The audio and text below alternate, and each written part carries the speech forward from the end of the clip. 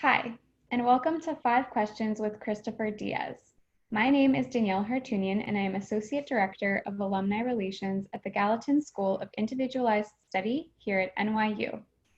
Thank you for joining us for today's conversation, which is made in partnership with the NYU Alumni Association. Before we begin today's session, we just want to say on behalf of all of us at Gallatin and at NYU, we hope you and your loved ones are healthy and safe and taking care during these uncertain times.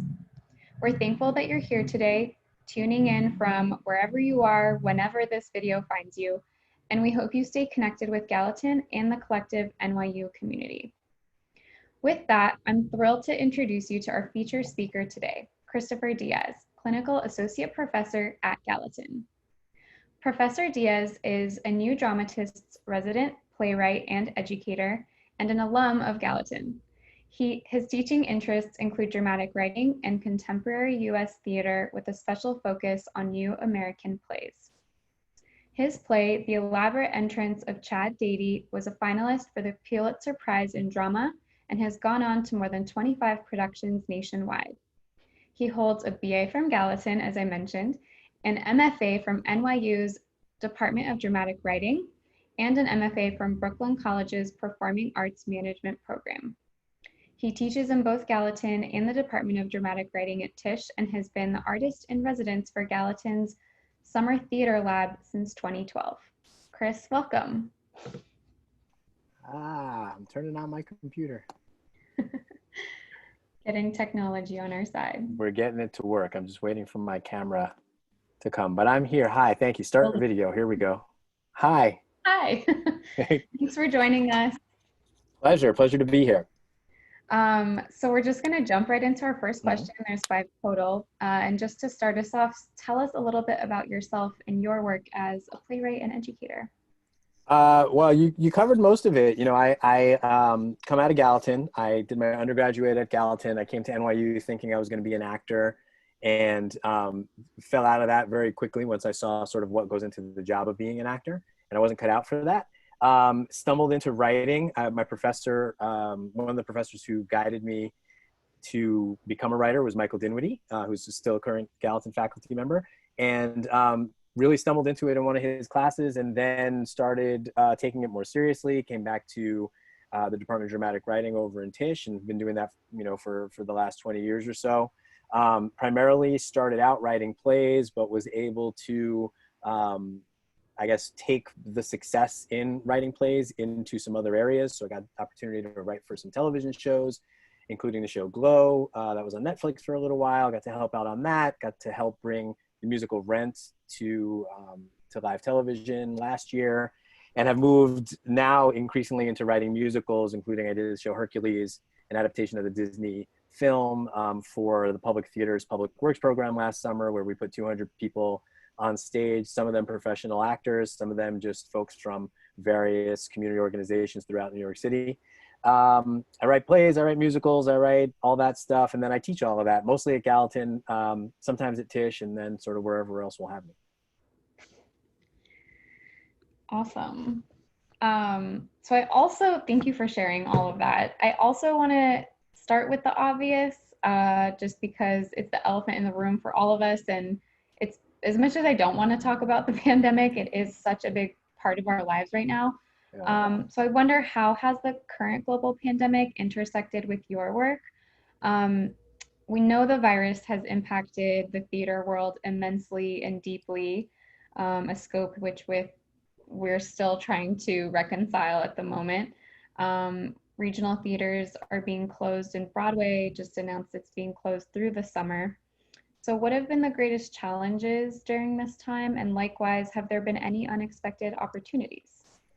Yeah, theater's in trouble. Theater's in big trouble.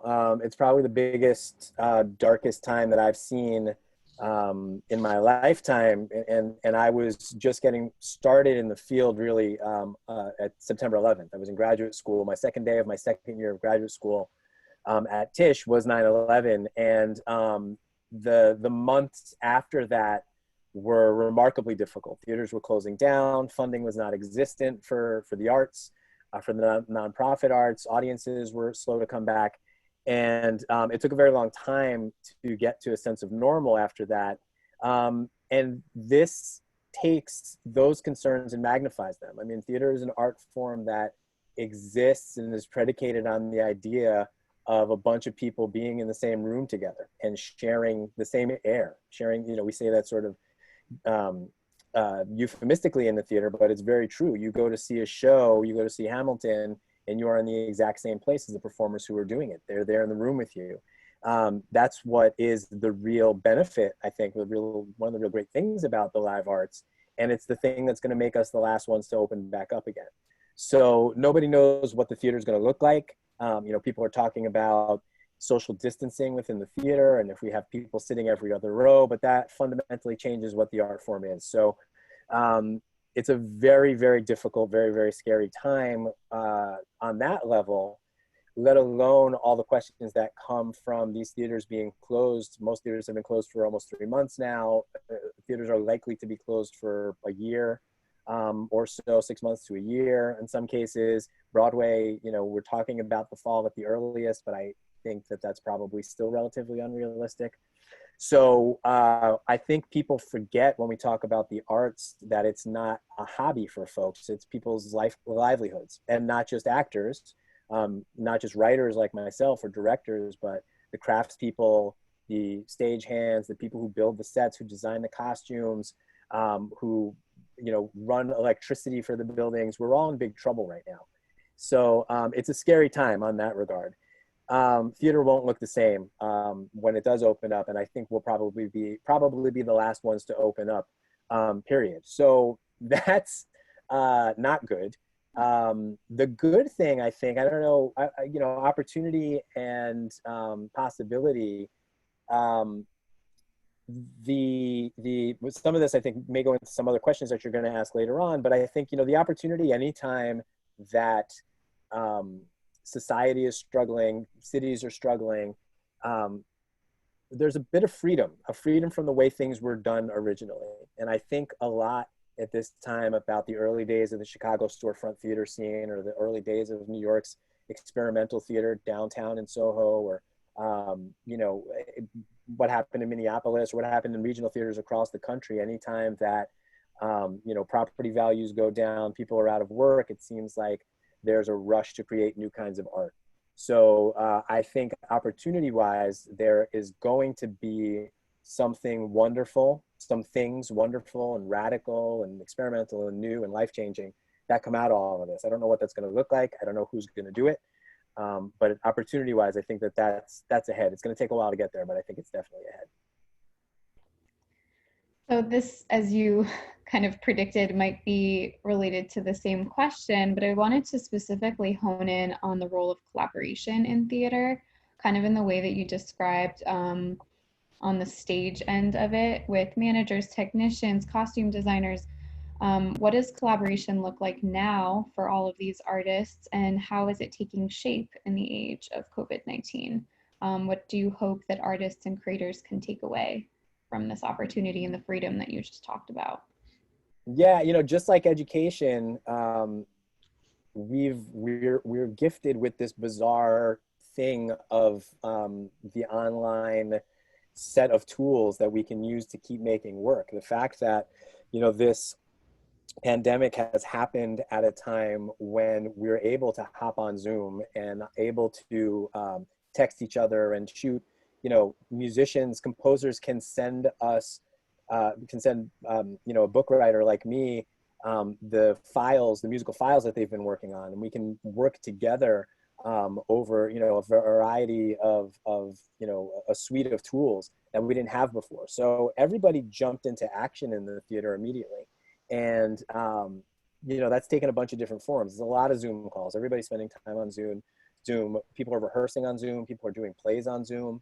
The Public Theater released a new edition of Richard Maxwell's plays, where it all takes place on Zoom, is written for the form. So that's happened. Artists like Qui Gwyn, who's a playwright, found a way to take an existing play of his and license it for online capacity. So already we've seen theater companies performing with their heads all in the little boxes just like this, but performing, plays that originated in the theater. So those kinds of things are happening. Lots of rehearsals are happening. Musical rehearsals are happening online. People have found that space pretty much immediately. We also are looking now at some theater companies and some developmental organizations who are taking a little more time to figure out how to move their resources and to move their capacity into the online space as well. So you have organizations like the Orchard Project or the O'Neill Playwrights Conference, one of the bigger theater development summer programs in the country, in the world, figuring out a way to move all their operations online. And what does it mean when what you usually provide an artist or a team of artists in terms of support is space and resource and an intern to help sort of run around and get coffee and make copies. What does it mean when you can't do those things anymore, but you still want to do the work and support the work? So these organizations are really finding ways to move beyond the little Zoom box as well, but figure out what resources might be available. I don't know that everybody's figured that out yet, but we're figuring it out. We're figuring out ways to support each other online. The number of conversations that are going on with artists all over the world right now, just in terms of touching base and maybe starting to make stuff together is staggering.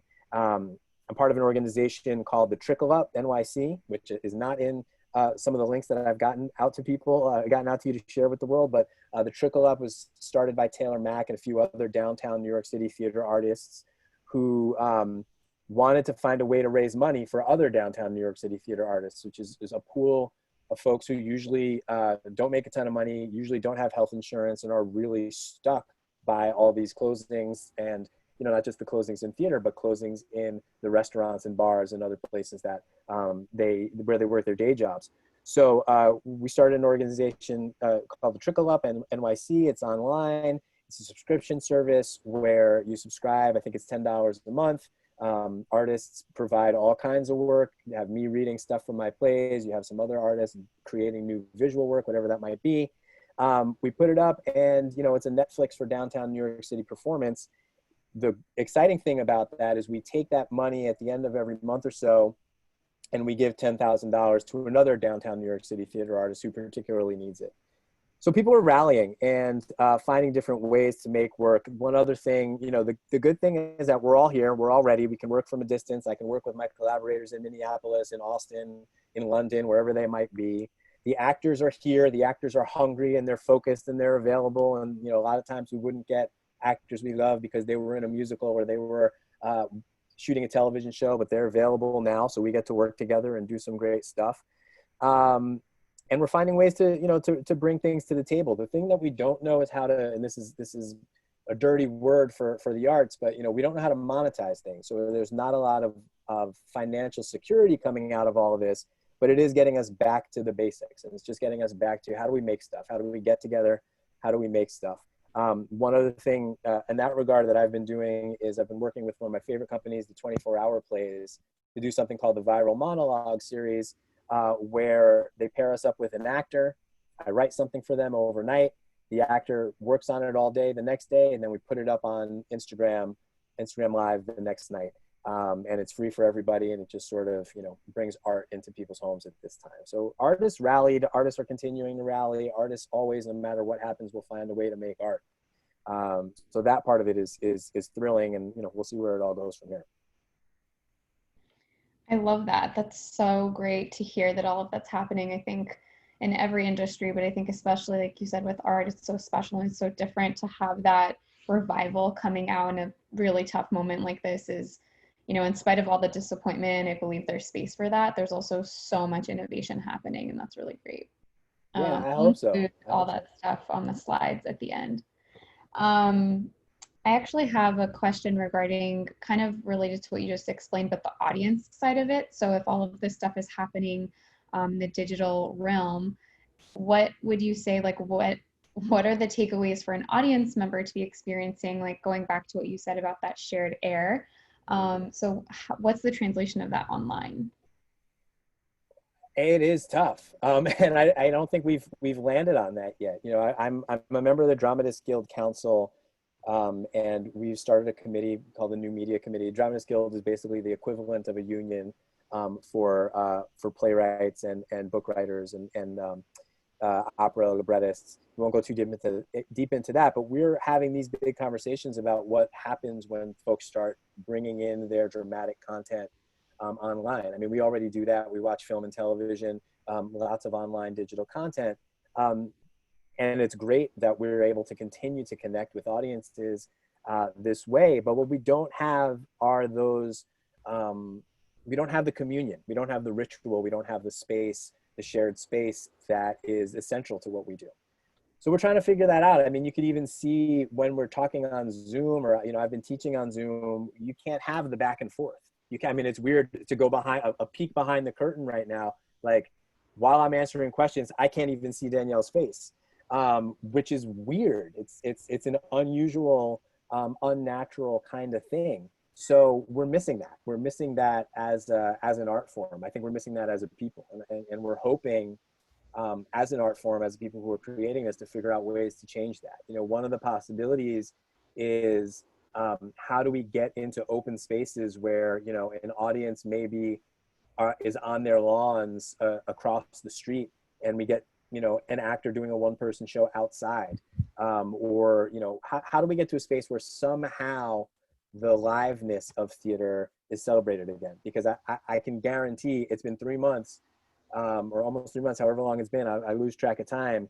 But one of the things that I miss, and I imagine other people miss, is just human contact and human connection of whatever kind. And theater is good for that. So we're hoping that folks still remember that that is a special part of going to the theater someday. And you know, video games are awesome, and TV is fantastic, and all the stuff is good. But we do something unique, and we hope that we can, you know, we can start doing it again as soon as possible, as soon as it's safe. I love that you called it communion in that tradition. I know for me, that's what takes me there. So I look forward to when it can be more in the outside spaces like you just described, and I'm sure I'm not alone in that. So what was the last show you saw? I'm so curious. And what do you look forward to seeing when we are able to resume normal theater going life eventually? The last show that I saw in person, weirdly enough, was the new West Side Story on Broadway. And I say weirdly enough because it was a radical rethinking of the classic musical, that began with a bunch of actors lined up across the stage and a video camera tracing their faces, basically. And they were up on a giant, you know, 40-foot projection wall behind them, and they just, you know, it was all visual. So it was not that different than what we're seeing right now. We were in the theater, but we were already mediated by a camera, and taking, you know, new radical ideas to think about classic works of art. So it was really interesting. Some of it was, I thought, was really beautiful. I liked it a lot more than a lot of people did.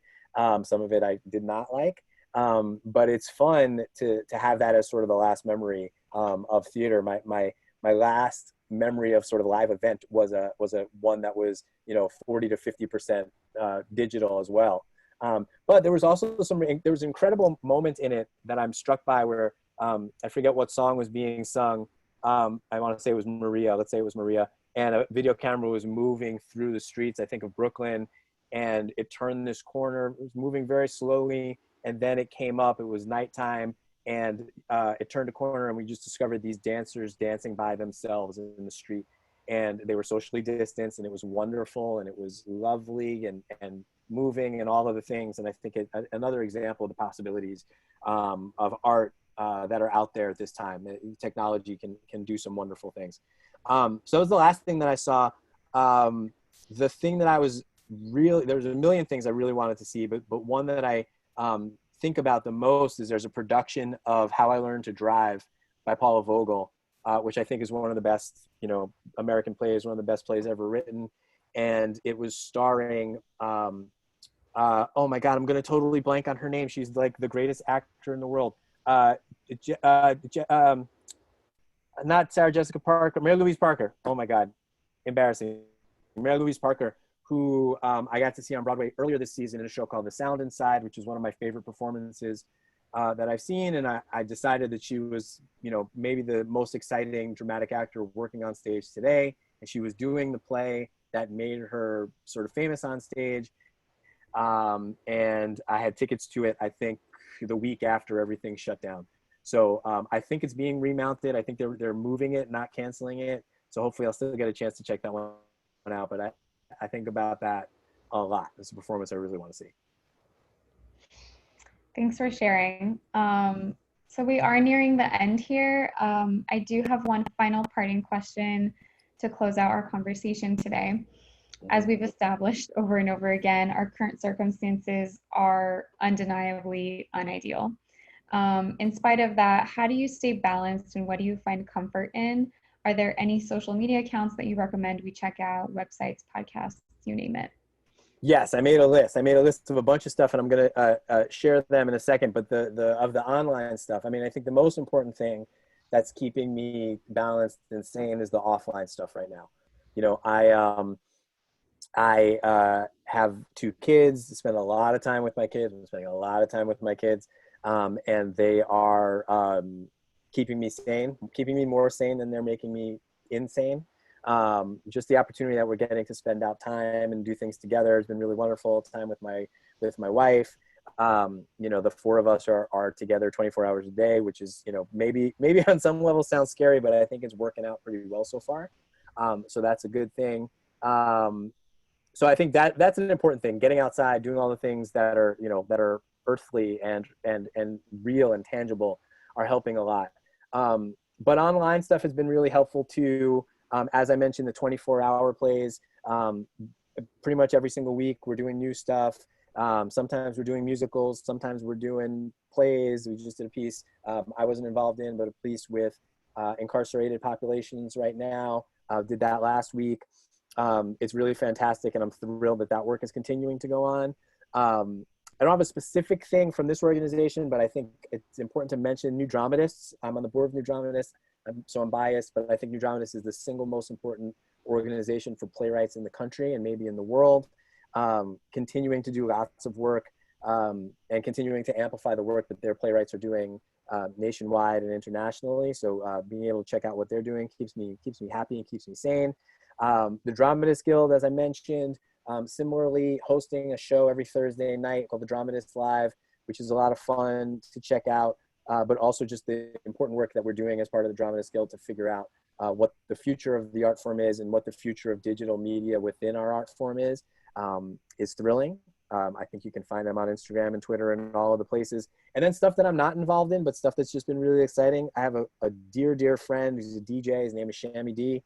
And he is doing live concerts on like the rooftop of his building in Los Angeles and California. He's doing a lot of online stuff to raise funds for different people who need it, and seeing people come together, do what they can to raise spirits and raise money for people is thrilling. So, you know, shout to Shammy D, check him out. And then the other thing that just has moved me and brought me great joy is just there's a comedy duo called Middleditch and Schwartz. Tom Middleditch and Ben Schwartz. They do long form improv comedy. I'm in no way connected with them, even though this sounds like a plug for them. But they just released three episodes of their show on Netflix, and it's remarkable. Incredibly funny, takes your mind off of things, and a real appreciation for art. So Middleditch and Schwartz is probably the other big thing. That's great. The thing that I miss the most, you didn't ask this exactly, but I miss baseball. I can't wait till baseball comes back, so I'm holding out hope for that. But these things are doing a pretty good job of keeping me sane in the interim. Yeah, baseball is another very physical ritual, I would say. Absolutely. Thank you so much for sharing. So in the closing slide, for those watching, we'll include a list of all the handles and websites that Chris mentioned.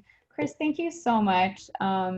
We really appreciate you joining us today for these 5, maybe 6 questions that I ended up asking. We really appreciate your time and your insight, so thank you. No, it's my pleasure. And congratulations to all the graduates. Yes, thanks.